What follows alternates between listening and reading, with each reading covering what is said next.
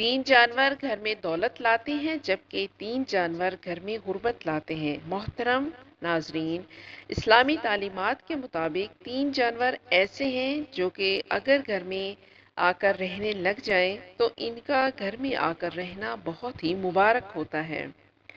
رزق اور دولت آنے لگتی ہے، جبکہ تین جانور ایسے بھی ہیں جن کا گھر میں آ کر رہنے لگ جانا بے حد منحوس ہوتا ہے۔ گھر میں رزق کی تنگی اور غربت لانے کی وجہ بنتے ہیں۔ حضرت جریر بن عبداللہ فرماتے ہیں کہ رسول اللہ صلی اللہ علیہ وآلہ وسلم نے ارشاد فرمایا، اللہ رب العزت اس شخص پر رحم نہیں کرتے جو لوگوں پر رحم نہیں کرتا۔ رحم اتنی اعلیٰ صفت ہے کہ خالق کائنات کی دو صفات اسی لفظ سے بنی ہوئی نظر آتی ہیں، ایک رحمان دوسرا رحیم۔ ہم جب بھی کوئی کام شروع کریں تو ہمیں نبی کریم صلی اللہ علیہ وآلہ وسلم نے ہدایت فرمائی کہ پہلے بسم اللہ الرحمن الرحیم پڑھ لیا کرو۔ ترجمہ: شروع کرتا ہوں اللہ کے نام سے جو بڑا مہربان نہایت رحم کرنے والا ہے۔ اس سے معلوم ہوا کہ رحم کرنا خدائی صفت ہے۔ خدا تو انتہائی رحم و کرم کرنے والا ہے، لیکن اس نے اپنے محبوب صلی اللہ علیہ وآلہ وسلم کو بھی یہی عہدہ عطا فرمایا۔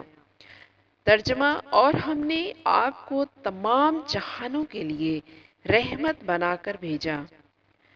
تمام جہانوں اور تمام مخلوق کے لیے آپ کیسے رحمت اور مہربانی والے بنے۔ جب ہم آپ کی حیات طیبہ کا مطالعہ کرتے ہیں تو ہمیں معلوم ہوتا ہے کہ آپ کی رحمت سے نباتات اور جمادات یعنی پودوں اور بے جان پتھروں نے بھی فیض حاصل کیا۔ چنانچہ جب بارش نہ ہوتی، زمین بیابان ہو جاتی، آپ دعا فرماتے، باران رحمت کا نزول ہوتا، اس سے مردہ زمین زندہ ہو جاتی، حتیٰ کہ رسول اللہ صلی اللہ علیہ وآلہ وسلم جانوروں پر بھی انتہائی رحم فرماتے۔ اسی وجہ سے آپ نے جانوروں کو آپس میں لڑا کر تماشا دیکھنے سے منع فرمایا۔ رسول اللہ صلی اللہ علیہ وآلہ وسلم کافروں کے لیے بھی خیر سگالی کے جذبات رکھتے تھے۔ آپ ان کی حالت کو دیکھ کر کہتے تھے کہ یہ لوگ کفر و شرک سے باز نہیں آتے، کاش یہ کسی طرح صراط مستقیم پر چل پڑیں، حتیٰ کہ کافروں کی طرف سے بدسلوکی اور اذیت ناک تکالیف کے پہنچنے کے باوجود بھی آپ نے ان کے حق میں بد دعا نہ فرمائی۔ رسول اللہ صلی اللہ علیہ وآلہ وسلم کو رحم کی حقیقت اور فضیلت معلوم تھی، جب ہی آپ کی پوری حیات طیبہ رحم و کرم کی بلند پایہ مثالوں سے لبریز ہے، اور رحم کی وہ فضیلت آپ نے امت تک پہنچائی اور ارشاد فرمایا، یعنی جو شخص لوگوں پر رحم نہیں کرتا، اللہ اس پر رحم نہیں کرتا۔ محترم ناظرین، سب سے پہلے ان جانوروں کی بات کر لیتے ہیں جن کا گھر میں آ کر رہنے لگ جانا رزق میں تنگی کی وجہ بنتا ہے۔ نمبر 1، چیل۔ گھر کی چھت پر چیل کا آ کر بیٹھنا بہت ہی زیادہ منحوس مانا جاتا ہے۔ بزرگوں کا کہنا ہے کہ یہ اس چیز کی علامت ہے کہ اس گھر پر کوئی بڑی مصیبت یا پریشانی آنے والی ہے۔ دوسرا جانور جس کا گھر میں آ کر رہنے لگ جانا اور بس جانا منحوس ہوتا ہے اور پریشانیاں لانے کی وجہ بنتا ہے، وہ ہے مکڑی۔ کبھی بھی اپنے گھر میں مکڑی کو جمع نہ ہونے دیں اور فوری طور پر جالوں کو صاف کریں۔ تیسرا جانور جس کا گھر میں آ کر رہنا نہ صرف منحوس ہوتا ہے بلکہ بے برکتی کے ساتھ ساتھ بیماریاں لانے کی وجہ بھی بنتا ہے۔ تمام حشرات میں سب سے بڑا انسان کا جو دشمن ہے وہ ہے لال بیگ۔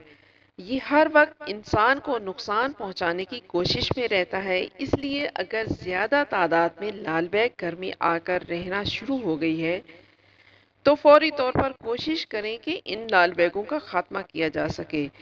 سائنسی ریسرچ کے مطابق لال بیگ کا جمع ہو جانا دل کی بیماریوں کی وجہ بنتا ہے۔ یہ ایک کیمیکل ریلیز کرتے ہیں جو بیماریوں کی وجہ بنتا ہے۔ ناظرین، اب بات کر لیتے ہیں ان جانوروں کی جن کا گھر میں آ کر رہنے لگ جانا مبارک ہوتا ہے۔ رزق اور دولت میں اضافے کی وجہ بنتا ہے۔ نمبر ایک، شہد کی مکھی۔ شہد کا شمار نبی کریم صلی اللہ علیہ وآلہ وسلم کی پسندیدہ غذاؤں میں ہوتا ہے۔ اللہ تعالیٰ نے شہد اور شہد کی مکھی میں برکت رکھی ہے۔ دوسرا جانور جس کا گھر میں آ کر رہنے لگ جانا مبارک ثابت ہوتا ہے وہ ہے چڑیا۔ اگر آپ کے گھر چڑیا گھونسلہ بناتی ہے تو کبھی بھی اس کو نقصان نہ پہنچائیں۔ چڑیا کا یہ معمول ہوتا ہے کہ جیسے ہی صبح ہوتی ہے یہ اللہ کا ذکر کرتی ہے اور اللہ سے اپنے رزق کی دعا کرتی ہے۔ اسی طرح شام کو بھی یہ اللہ کا ذکر کرتی ہے اور برکت مانگتی ہے۔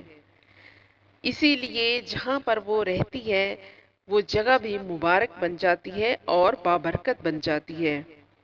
تیسرا جانور جس کا گھر میں آ کر رہنے لگ جانا یا چکر لگانا مبارک مانا جاتا ہے وہ ہے بلی۔ بلی کی دعا یا بد دعا اللہ بہت جلدی قبول فرماتے ہیں۔ بلی کو کھانے پینے کے لیے کچھ دینا بہت ہی اچھا ثابت ہوتا ہے۔ حدیث مبارکہ کا مفہوم ہے، ایک عورت کو ایک بلی کی وجہ سے عذاب دیا گیا۔ اس عورت نے بلی کو کسی جگہ بند کر دیا تھا یہاں تک کہ وہ بھوکی مر گئی۔ وہ عورت اس وجہ سے دوزخ میں داخل کی گئی۔ رسول اللہ صلی اللہ علیہ وآلہ وسلم ایک انصاری شخص کے باغ میں داخل ہوئے تو وہاں ایک اونٹ تھا۔ جب اس نے رسول اللہ صلی اللہ علیہ وآلہ وسلم کو دیکھا تو رو پڑا اور آنکھوں سے آنسو بہہ نکلے۔ آپ صلی اللہ علیہ وآلہ وسلم نے اس کے سر پر شفقت بھرا ہاتھ پھیرا تو وہ خاموش ہو گیا۔ آپ صلی اللہ علیہ وآلہ وسلم نے اس اونٹ کے مالک کو طلب فرمایا اور کہا، کیا تم اس بے زبان کے معاملے میں اللہ تعالیٰ سے نہیں ڈرتے جس کا اللہ تعالیٰ نے تمہیں مالک بنایا ہے؟ اس نے مجھے شکایت کی ہے کہ تم اس کو بھوکا رکھتے ہو اور اس سے بہت زیادہ کام لیتے ہو۔ تو ناظرین، ہمیں پرندوں اور جانوروں کے معاملے میں احتیاط سے کام لینا چاہیے اور ہمیشہ اللہ سے ڈرتے رہنا چاہیے اور اللہ کی مخلوق کی خدمت کرتے رہنا چاہیے۔ دعا ہے کہ اللہ تعالی مجھے اور آپ کو اللہ کی مخلوق کی خدمت کرنے کی توفیق عطا فرمائے۔ جزاک اللہ۔